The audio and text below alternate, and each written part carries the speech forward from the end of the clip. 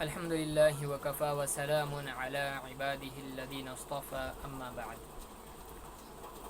جی ناظرین کرام، امید ہے کہ آپ بخیر ہوں گے۔ ہمارے اس چینل کا جو ایک مضمون ہے ریزن آف سنہ، یعنی نبی پاک صلی اللہ علیہ وسلم نے جن سنتوں کو انجام دیا ہے اس کے پیچھے کیا حکمت ہے، اور اسی طرح شریعت کے جتنے بھی احکامات ہیں ان احکامات کی کیا وجہ ہیں، کیا ریزن ہو سکتی ہے، اس کو بھی ہم ہمارے اس چینل پر ذکر کریں گے اور آپ تک اس کو انشاءاللہ ضرور پہنچائیں گے۔ تو سب سے پہلے اس بات کو سمجھ لیجئے کہ اللہ تبارک و تعالی نے ہم سب کو مسلمان بنایا ہے، یہ اللہ کا بہت ہی بڑا فضل اور کرم ہے۔ مسلمان بنانے کے ساتھ ساتھ ہمیں اس بات کا اپنے آپ کو عادی بنانا چاہیے کہ اللہ تبارک و تعالی نے جو بھی حکم ہمیں دیا ہے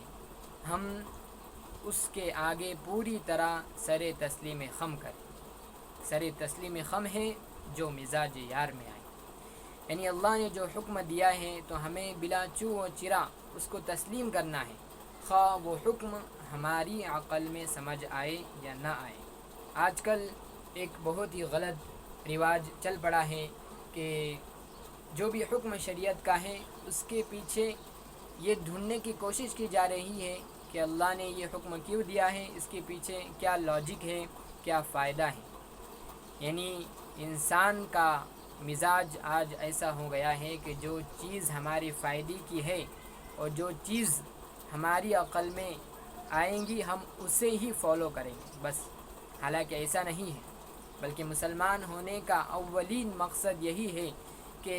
ہر حکم کے آگے ہم اپنے آپ کو سرنڈر کریں۔ تو عزیز دوستو، یہ بات ہمیں ذہن نشین کر لینا چاہیے کہ ہمیں اللہ تبارک و تعالی نے جو حکم دیا ہے ہم اس پر پوری طرح عمل کرنے والے بن جائیں۔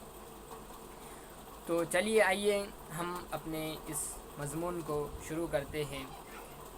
لیکن یہ بات جو ہمیں سمجھ میں آ رہی ہے کہ اللہ کا حکم ہمیں ماننا چاہیے، یہ بات ہے، لیکن پھر بھی علماء نے شریعت کے جو احکام ہیں، اسی طرح نبی پاک صلی اللہ علیہ وسلم کی جو سنتیں ہو سکتی ہیں ان کے پیچھے کیا حکمت ہے، کیا انسان کا فائدہ ہے یا نقصان ہے، اس کو بیان کرنے کی کوشش علماء نے کی ہے، لہٰذا ہم اسے اب سماعت فرمائیں گے۔ تو چلیے آئیے سب سے پہلے ہم وضو سے اس کو شروع کرتے ہیں۔ اللہ تبارک و تعالی نے نماز پڑھنے کے لیے سب سے پہلے وضو کرنے کا حکم دیا۔ وضو مشروع ہے اسلام میں، اور وضو کو اس لیے مشروع کیا گیا، کیوں؟ اس لیے کہ وضو انسان کو غفلت سے باہر نکالتی ہے۔ انسان کے اوپر جو غفلت کا نشہ سوار رہتا ہے اور دنیاوی مشاغل میں، دنیا کے کام کاج میں، دنیا کے بکھیڑے اس کے دماغ میں آ جاتے ہیں اور اس کے دل میں بس جاتے ہیں، اور ہر وقت اس کو دنیا ہی کی فکر رہتی ہے، تو اسی دنیا کے نشے کو اتارنے کے لیے اور غفلت سے انسان کا پردہ چاک کرنے کے لیے اللہ تبارک و تعالی نے وضو کو مشروع کیا ہے۔ انسان جب وضو کرے گا سوچے گا کہ میں وضو کیوں کر رہا ہوں؟ میں وضو اس لیے کر رہا ہوں کہ اب اللہ تبارک و تعالی کے دربار میں حاضر ہونا ہے، لہٰذا دنیا کے جتنے ہموم اور غموم اور مشاغل ہوں گے وہ سب سے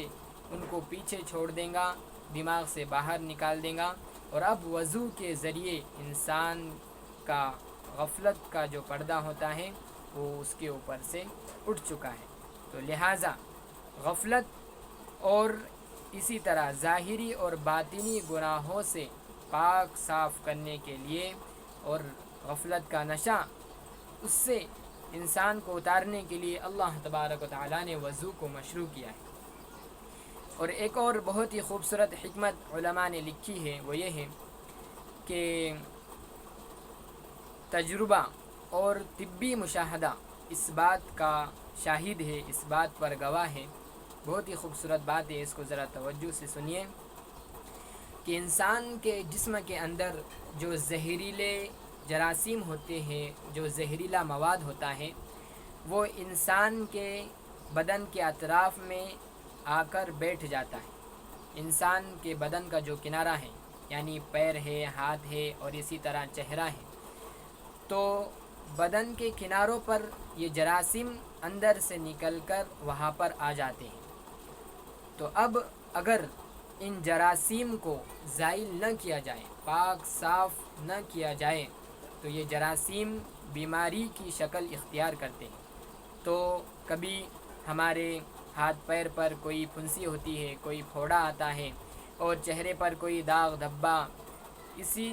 جو آتا ہے وہ اسی زہریلے مواد کی وجہ سے ہے۔ تو اب انسان وضو کرتا ہے، تو وضو کرنے سے اس کے دو فائدے ہوتے ہیں۔ ایک فائدہ یہ کہ جو زہریلے جراثیم ہاتھ پر، پیر پر، چہرے پر ہوتے ہیں، اس وضو کے ذریعے سے وہ جراثیم بالکل ختم ہو جاتے ہیں، مٹ جاتے ہیں، زائل ہو جاتے ہیں۔ اور دوسرا فائدہ یہ کہ وہ جراثیم گرچہ چہرے پر نہ ہو، لیکن جلد کے اندر